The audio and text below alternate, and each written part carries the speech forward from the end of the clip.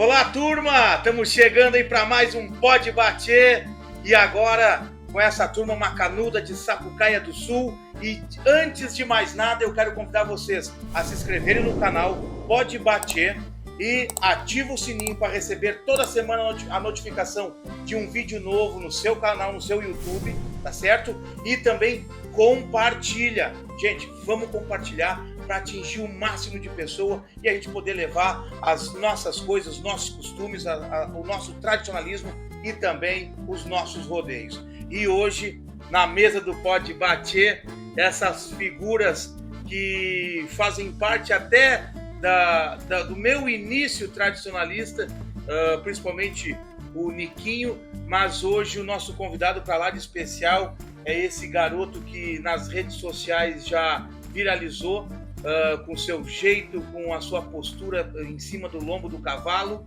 E esse eu estou falando de quem?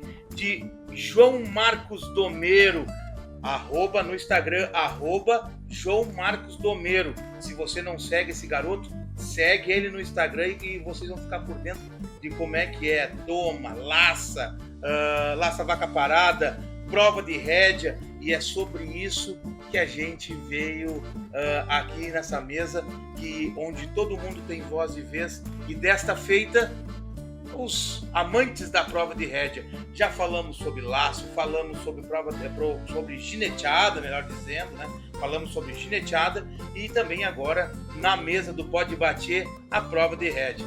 Como é que está, meu amigo João? Tudo certo? Eu queria que você falasse um pouco como é que essa tua relação, como é que começou a paixão do cavalo? Como é que foi com o pai? Ele te incentivou ou tu foi meio por conta, assim, foi gostando? E como é que tu chegou à prova de rédea? Conversa um pouquinho com nós aí, meu amigo Joãozinho. Eu ando a cavalo sozinho desde os 2 anos. Eu comecei a treinar na prova de rédea com 5. 5 anos? Ganhei meu primeiro troféu com 6 anos de idade. Foi lá em Porto Alegre, na Zona Sul, na casa do Leco Pereira. Que legal. E assim, gente, para quem não sabe, porque assim, as pessoas que são do nosso meio, eles entendem o que é a prova de rédea. Mas, como sempre, de praxe, tem muita gente de fora que não sabe, né, Niquinho, como é que se procede a prova de rédea. A prova de rédea, ela é colocada, são 9 balizas, ao total são 9 balizas, certo? E o cavaleiro e cavalo percorrem esse percurso e quem tiver o menor tempo ganha a prova. E aí tem as penalizações, se encostar na baliza. Nós vamos colocar aí para vocês alguns videozinhos que o João praticando prova de rédea e vocês vão entender melhor, tá certo? Niquinho, eu queria, primeiro, muito obrigado por ter aceitado esse convite para estar abrilhantando a nossa mesa do Pode Bater. E tu que eu acho que eu posso me atrever a dizer que é um ícone da tradição em Sapucaia do Sul e até mesmo na 12ª região tradicionalista, porque eu que te acompanho desde cedo, quando comecei a ter cavalo nessa região, porque eu morava em Esteio, e muito a gente fez cavalgada e rodeio lá no buraco, a gente foi junto e eu participei da tua equipe quando você pegava as equipes de trabalho lá no rodeio. E como é que foi essa ascensão do João? Claro, o João é, por enquanto, filho único, mas conta para nós um pouquinho como é que foi essa ascensão, como é que foi essa paixão do cavalo com o João Marcos. Primeiramente, muito obrigado por dar a oportunidade para trazer o Joãozinho aí, divulgando já o trabalho dele. Parabéns para ti pelo Pode Mais Tchê, Pode Bater, né? Pessoal, a galera aí acompanha o Chico aí, é um trabalhador e merece desse nosso empenho aí. Obrigado. Estou feliz pela nossa amizade e pelo caminho que tu tá trilhando. Pode contar que nós vamos ser sempre teus admiradores. Muito obrigado. Meus parabéns. Mas a história do cavalo, eu digo para as pessoas, assim, um pouco modesto, Mas a história do cavalo em Sapucaia, em todos os momentos que existe nessa era moderna, eu estava envolvido. Quando eu digo isso, foi que quando teve a construção da Cancha do Buraco, eu estava lá. Quando teve a construção da área de rodeio do Alceri, eu estava lá. Quando teve a construção da área de rodeio da Ana Juliana, eu também estava lá. Então, assim, a nossa história da minha família, com o Joãozinho, com meus amigos, ela está construída em torno da nossa tradição, do nosso tradicionalismo. Quando eu domei uma égua do Cachorrinho, conhece o Cachorrinho, o laçador? Sim, lá de Rio? Claro. Eu domei uma égua para ele. Na realidade, a história começa assim, até chegar no João. O falecido Dr. Vaicamp levou uma pota para mim domar e um cavalo para cuidar. E nós botemos o cavalo dele em cria numa égua do Cachorrinho. Ele, se não tinha a idade do João, andava por ali. Por ali. E daí aquela égua nasceu, larguemos pro campo, coisa e tal, e trouxemos para mim domar. Domei a égua. E eu disse para eles que aquela égua não tinha égua melhor na região. Até que começou o nosso movimento organizado aqui, participar das festas campeiras do MTG. E daí nós levamos nas primeiras seletivas que teve na nossa região, as batidas lá na cancha do Cláudio Araújo, Nova Santa Rita. E lá ia sair as batidas para representar a 12ª na festa campeira. E eu levei essa égua lá, sempre lidei com doma, coisa e tal, e levei e ganhamos lá, fomos campeão. Então, desde a cobertura, da doma, tudo. E isso trouxe em mim um gosto muito grande. Depois, uns anos para frente, eu domei o cavalo que nós temos até hoje, o Burrinho. Já está com 20 anos, né, João? 20. E aí comecei a domar ele e levar ele para os rodeios. Que não tinha tanto as provas de laço como tem hoje no nível, e nós também não tinha acesso como se tem hoje aos treinamentos do freio de ouro. Então, o gaúcho, por tradição, era as festas campeiras. E toda festa campeira tinha prova de rédea, a prova da estafeta, a prova da argola, a prova do couro. Essas eram as festas que nós fazíamos. E daí eu comecei a levar o cavalo esse que eu domei logo em seguida, o Burrinho, a participar. E por uma sorte, onde nós íamos, nós ganhávamos. Daí passei por a seletiva, fui representar a 12ª em Caxias na prova de rédea. Então isso fez parte da minha história, entendendo que o cavalo bom, além de ele laçar, ele tem que ter bons andares e bons movimentos. E aquilo que a gente tem acesso é a prova de rédea, que é a gaúcha, né? Sim.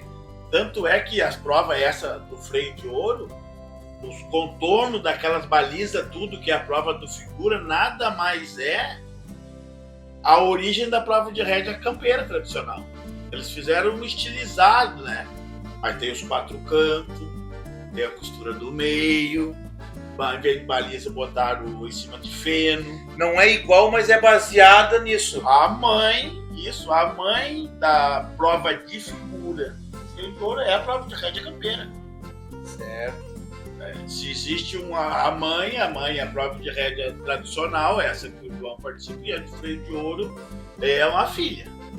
Eu digo que é oriunda dali, né? Onde o cavalo ali também mostra o seu movimento, seus bons andares, aquela costura do meio da prova de rédea que a gente faz indo e voltando, eles começam, faz a prova e depois terminam. A base é a mesma, o pano de fundo, entendeu? Sim. E daí aparece o João, né, na nossa vida aí, né? Vem lá do plano astral, sei lá de onde é que veio, né? Vem na nossa família. Essa figura. E aí a gente começa com essa base, né? Nós temos muitos troféus em casa, de prova de rédea, temos o Burrinho, que já era um veterano nisso.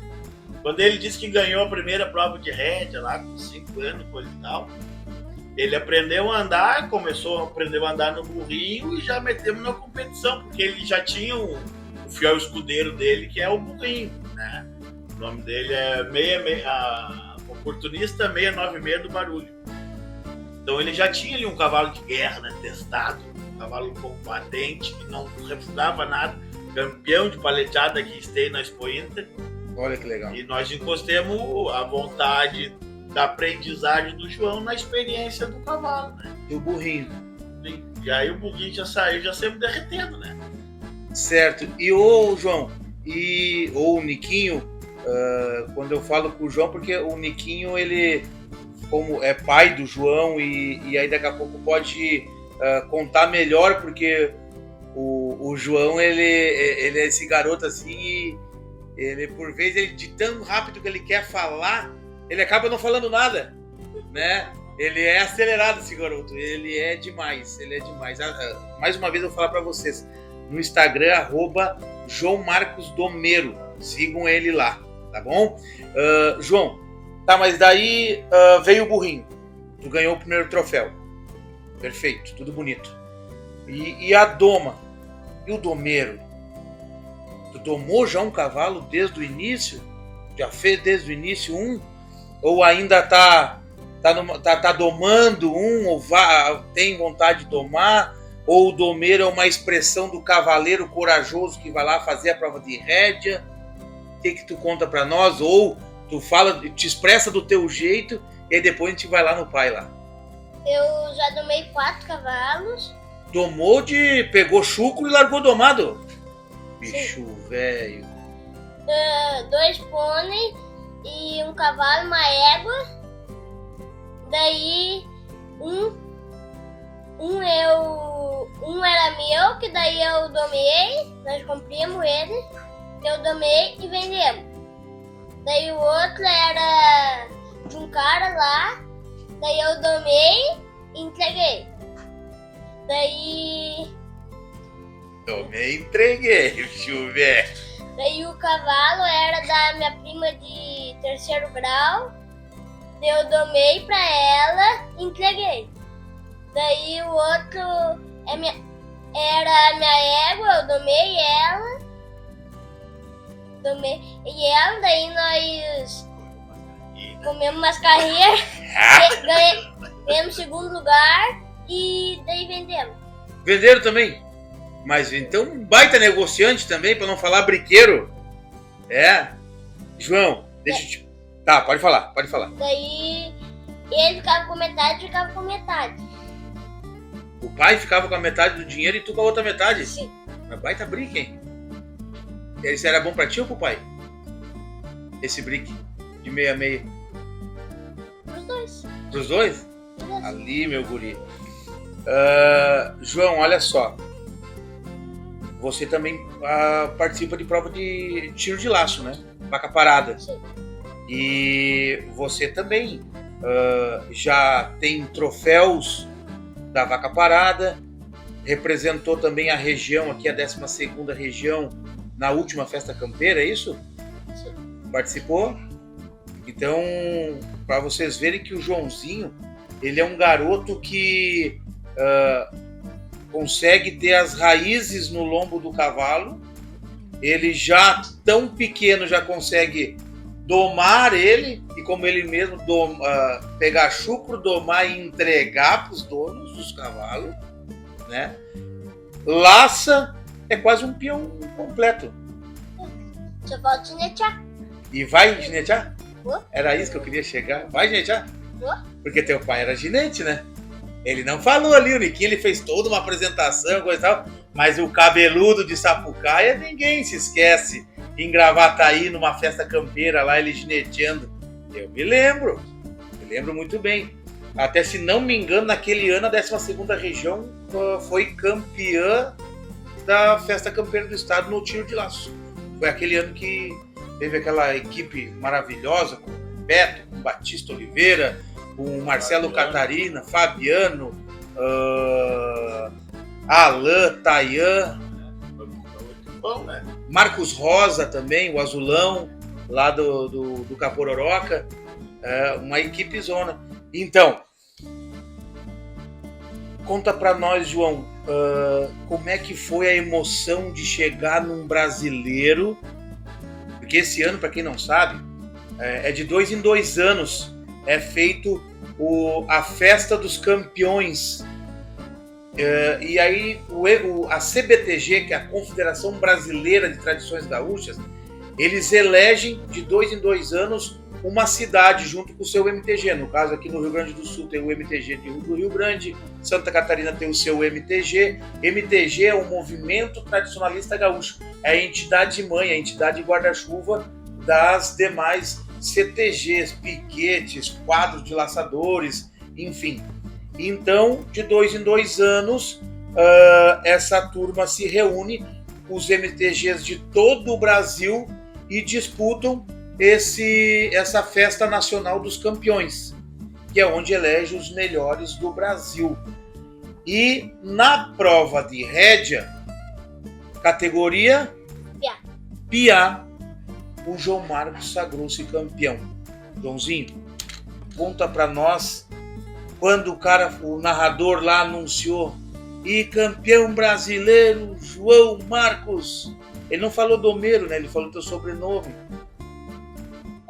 Mas como é que foi a emoção? Conta pra nós assim, tenta transmitir a mesma emoção que eu já vi no vídeo. Vocês que seguirem o João Marcos no Instagram, vocês vão ver lá a festa que o Luciano fez. Que o Luciano ninguém conhece pelo Luciano, né? Que é o Niquinho. A Jana, a mãe do João, esposa do Niquinho. A festa que eles fizeram, tem toda uma saga que eu acompanhei também, a saga da viagem para chegar até a Irati, no Paraná, que foi essa última. Foi uma viajada, e daqui a pouco parava para almoçar, e daqui a pouco o João tinha que ir no banheiro, e daqui a pouco parava para dar água pro Aguão, que é o atual cavalo do João, né, na prova de rédea. Conta para nós, João. Eu tô falando demais já, nós queremos te ouvir. Foi uma emoção muito boa. Tanto é que eu fui dar um esbarradão lá, quase quebrei o cronômetro. Quase quebrou o cronômetro? Eu quase passei por cima do cronômetro. Mas esse esbarradão é de felicidade?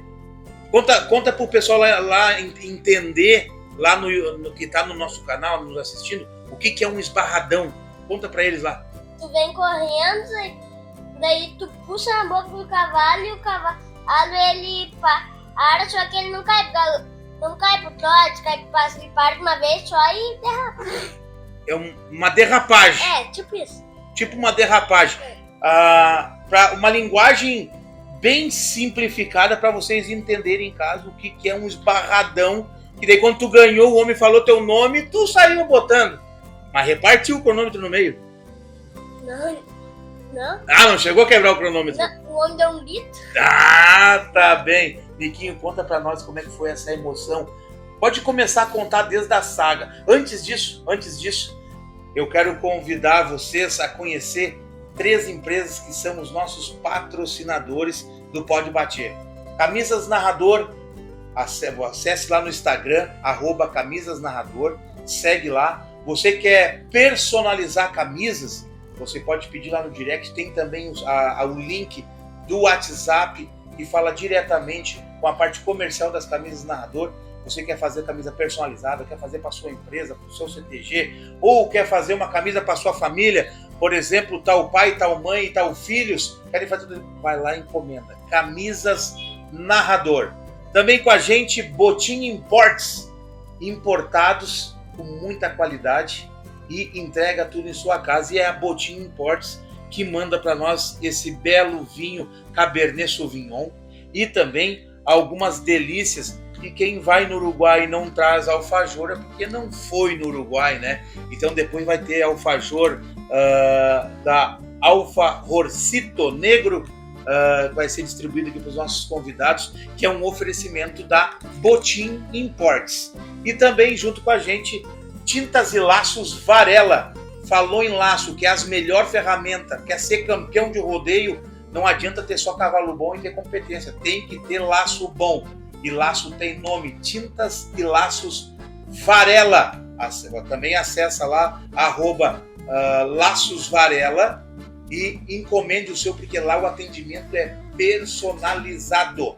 tá certo? Tá aí os nossos patrocinadores e eu digo a vocês o meu muito obrigado por acreditar no Pode Bater.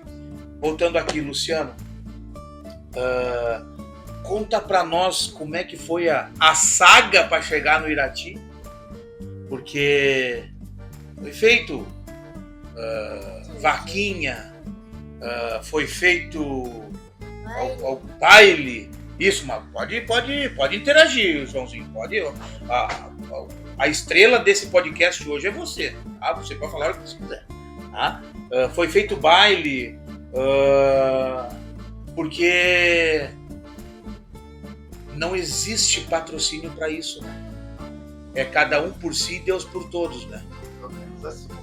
Então tem tanta coisa. Eu não precisava falar aqui, mas eu falo, eu também, dentro da medida do meu possível, eu também ajudei para ver o Joãozinho chegar lá, pelo menos competir, e graças a Deus foi campeão, melhor ainda, né, Joãozinho? Porque a gente tem que saber ganhar e perder, né? Podia chegar tanto lá como foi, sagrou campeão brasileiro, mas também podia chegar lá e ganhar novos amigos, pelo menos, né? Mas foi campeão. Niquinho, conta para nós um pouco como é que foi essa experiência, o pessoal que está nos assistindo lá na sua casa, no seu celular, para eles poder sentir na pele um pouco dessa emoção do que é a família enganjada. Eu me identifico muito com a tua família, porque eu também carrego o Bento aonde precisar levar e de repente o tio Nico, velho lá, daqui a pouco, dentro das suas condições, não foi como daqui a pouco hoje tu enxerga que teria que ser o necessário, mas tu tenta fazer com o João tudo aquilo que de repente você não teve e tenta fazer com o João hoje o possível. Conta para nós toda essa emoção. Eu nunca deixo para trás a história do cavalo. Isso tudo nada existiria se não fosse o cavalo. Às vezes a gente, isso até pra galera que tá acompanhando aí saber entender, que às vezes quando Deus fecha uma porta é para abrir outra. Às vezes uma decepção não é uma decepção, é o ingresso para um novo caminho. E antes do cavalo Aguão, que é o campeão, nós tivemos um outro cavalo tostado que eu comprei em Chuco, também domemos ele. O Aguão foi aquele que teve lá em casa quando vocês vieram de Criciúma? Esse, tá. Esse é o cavalo atual, o Aguão. Mas ele teve num leilão, tu vê como é que é a situação assim, ó. O Aguão teve num leilão com esse outro cavalo. Vários cavalos no leilão. E eu comprei o outro cavalo, deixei ele para trás. E os outros deixaram ele para trás, ele não foi escolhido, ele ficou para trás. Eu comprei esse cavalo, levei para casa e domei. 1 ano e pouco, depois, ou perto de 1 ano, esse cavalo morreu. Deu uma enfermidade lá e o cavalo morreu. Conversei com o cara que vendeu o cavalo no leilão, fiz um acerto com ele, fiz uma proposta para pagar todo o cavalo e ele ia arrumar um outro para mim mais em conta. Nem precisava ter mais papel. Daí o cara me disse, não, sobrou um do leilão. Só tá no campo lá assim, coisa e tal, tem que ir lá buscar. Daí entrei em contato com o meu amigo Li, grande abraço aí pro meu amigo Li, que era o que estava aqui responsável do cavalo. Tu conhece o Li, né? É um que tem uma hotelaria no morro lá. Ah, sei quem é. E aí conversamos com eles, nos acertemos e fomos lá buscar o cavalo. Ele era chucro também. Estava no campo, lá mal cuidado. E a gente começou esse processo todo de novo. O Aguão. O Aguão. Compramos um, perdemos, tivemos essa tristeza, essa mágoa, que todo mundo que perde sabe. E aí começamos de novo. Aí começamos a domar o cavalo, tudo de novo. Ele entrou chucro, começamos a andar, coisa e tal, andando. E eu enxerguei nele um potencial pela juventude dele melhor que a do burrinho. E aí foi aonde nós decidimos tirar o João de treinar com o burrinho, já era um cavalo idoso, e passamos o treino dele para o Aguão.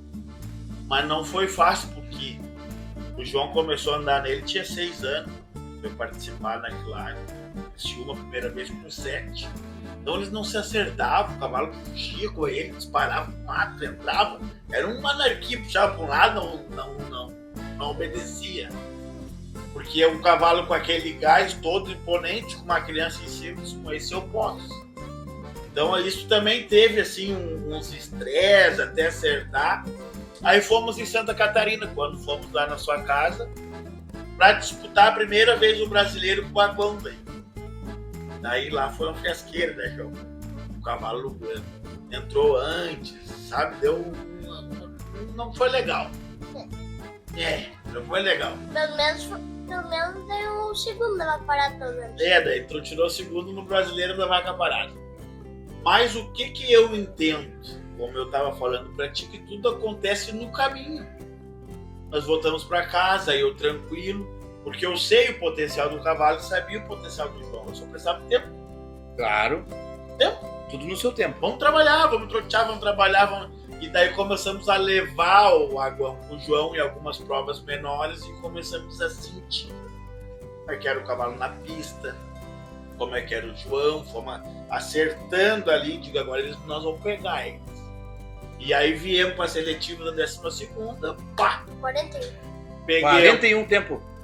Aí fomos pro estadual. Chegamos lá, conhecemos uma figura maravilhosa chamada Bento Manuel. Um menino de um pônei, assim. Bento Leonel. Um abraço aí, que se ele olhar, um abraço. Nós não conhecíamos, nós chegamos lá por bom também, né? Conhecemos o tal do Bento Leonel num pôneizinho desse tamanho. E grudaram, e o guri fez mais um tempasso, assim.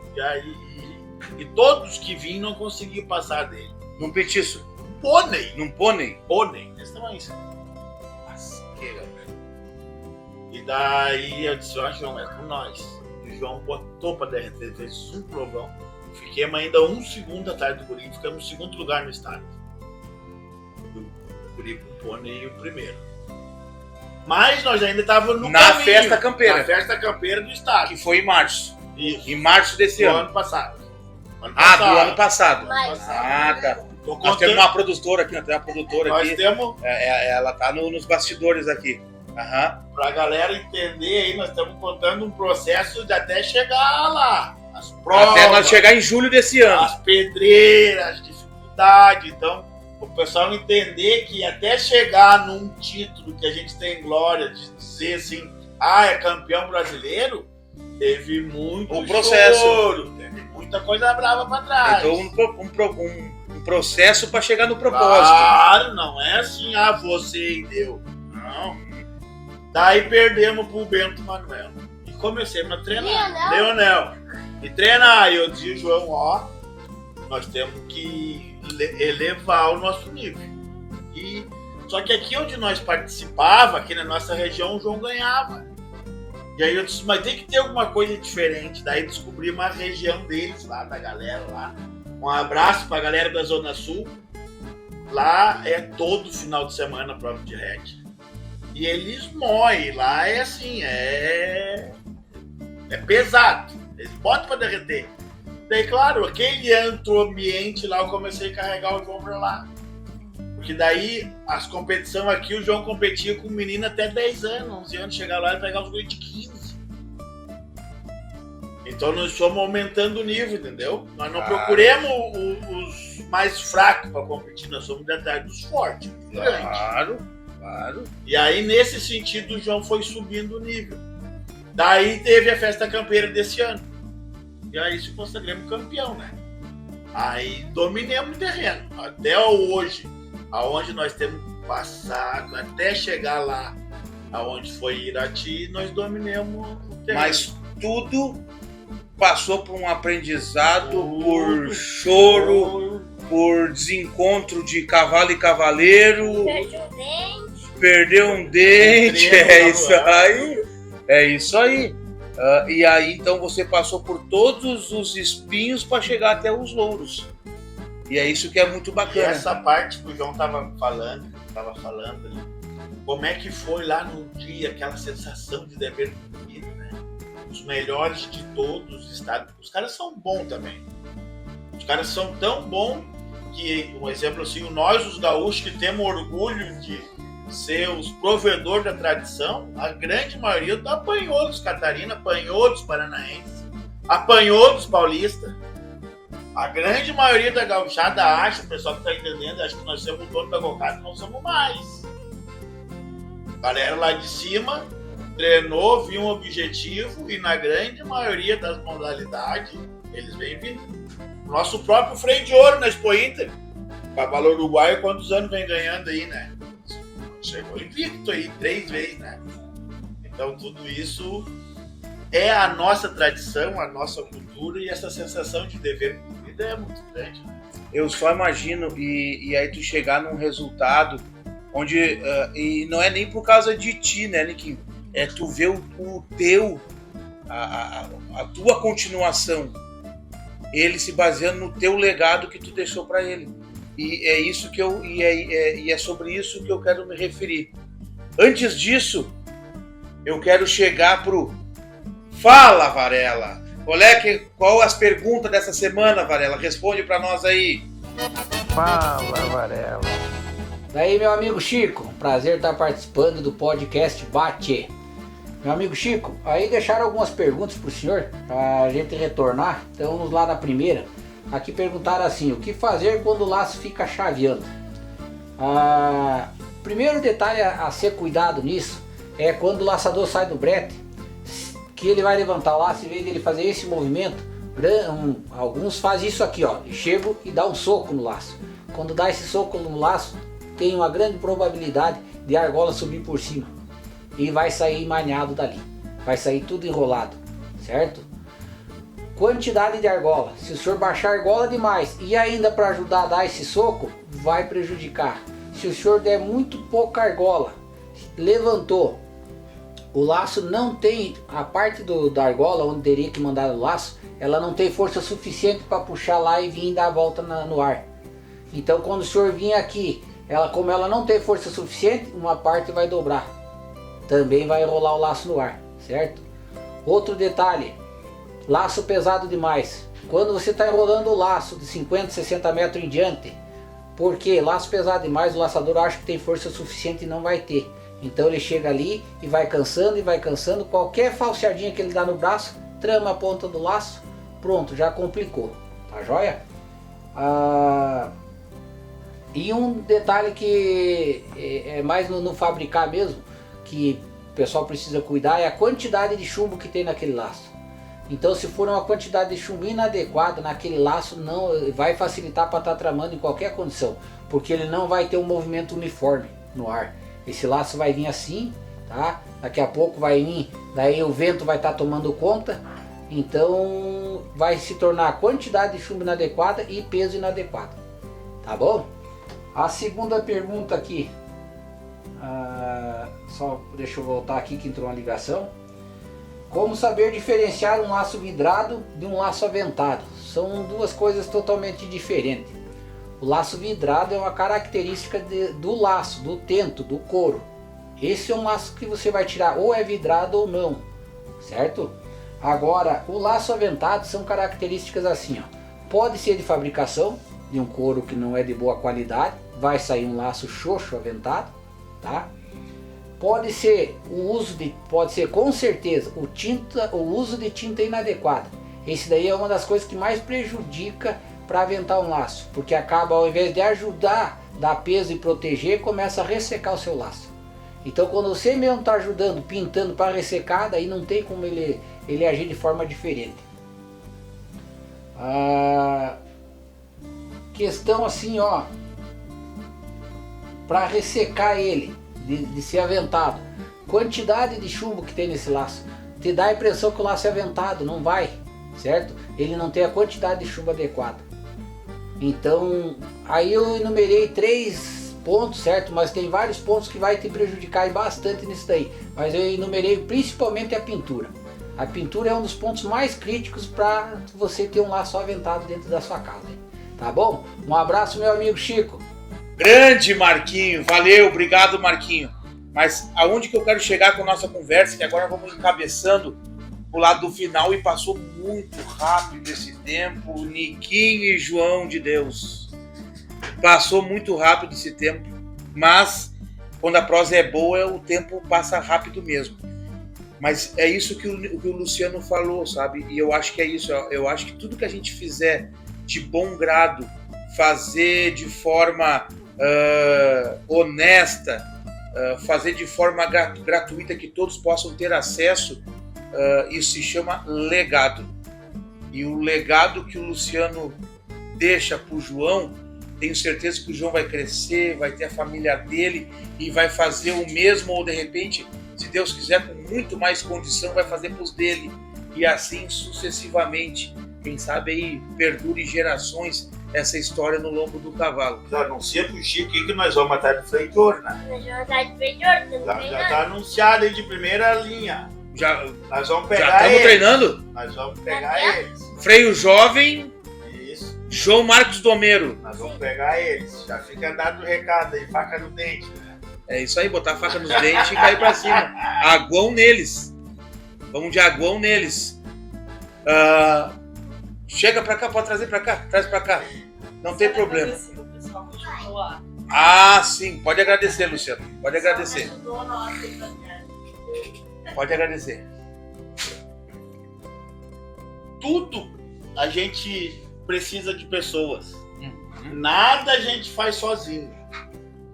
E aproveitando aqui o espaço, quero agradecer o Chico, quero agradecer aí os nossos parceiros, o CTG Herança, o pessoal da Prefeitura de Sapucaí do Sul, nosso prefeito, secretários, as secretarias, o nosso próprio povo gaúcho que não mediu forças, a minha mãe, minha sogra, meu pai, meus amigos em geral. Agradecer aí que todos vocês fazem parte da história do João. Como eu faço parte da história do João, o Chico também faz parte do João. Vocês também fazem, galera. Obrigado. E nós não chegamos a lugar nenhum se não fosse por vocês. Valeu! É isso aí. Joãozinho, muito obrigado mesmo por ter vindo aqui contar um pouco da tua história. Esse garoto que ele é muito espontâneo, muito alegre, muito com muita energia. Ele é um guri especial e quem quiser conhecer ele pessoalmente, é só ir onde tiver prova de rédea, que nem na minha região, que é a 23ª, na praia, onde tem prova de rédea, a família Niquinho está sempre junto, também participando. E é isso aí. O Pode Bater, ele é feito para vocês, gente. Então, você que não se inscreveu no canal, se inscreva, ativa o sininho e compartilha. Semana que vem, um novo convidado, uma nova história e tomara que vocês gostem. Meu nome é Chico Pereira, eu sou narrador de rodeios e eu apresento a vocês o Pode Bater. Até o próximo!